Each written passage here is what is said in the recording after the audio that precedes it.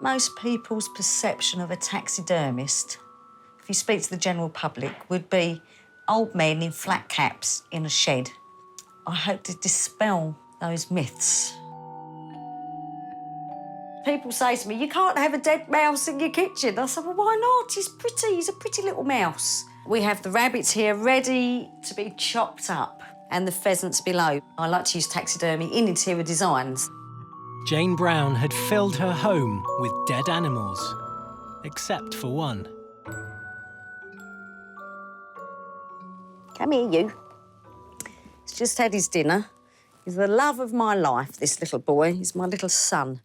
And everybody asks me that question, you know, and the answer is no, he's not going to be taxidermied. Close your ears, Billy. But, you know, he'll be 19 this year, which is an amazing age for a little doggy. Jayne's ambitions had now turned from collecting to creating, and she wanted to transform herself into a professional taxidermist. So this is the animal drawer. Is that your regular food freezer? That is the regular food freezer. This is the lamb that I'm going to be doing. He's going to become a black unicorn foal. Basically turn it into a fantasy animal that looks real. So, yeah, this is going to be a real challenge for me, to be honest. The dream for me is to become a full-time taxidermist and restorer. I'd like him to be sold as an inroad into building the business. Jayne's business for over 20 years was selling alcoholic shots in Essex nightclubs.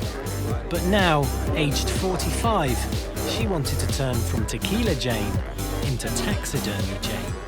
People that see me in the nightclubs, they assume that that's all I can do, walk round selling shots.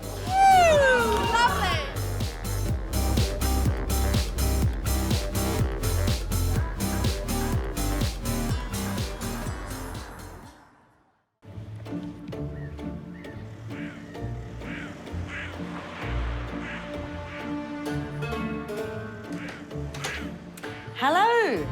With most of Jayne's living space taken up by deceased creatures, I wanted to know when her obsession had started. She was taking me upstairs into what she called her jungle room. This chap here, Aslan, as I like to call him, is what really got me involved and interested in the taxidermy.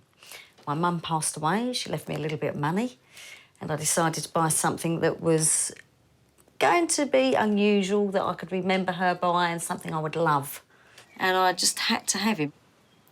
I just look at the lion now and it just reminds me of my mother.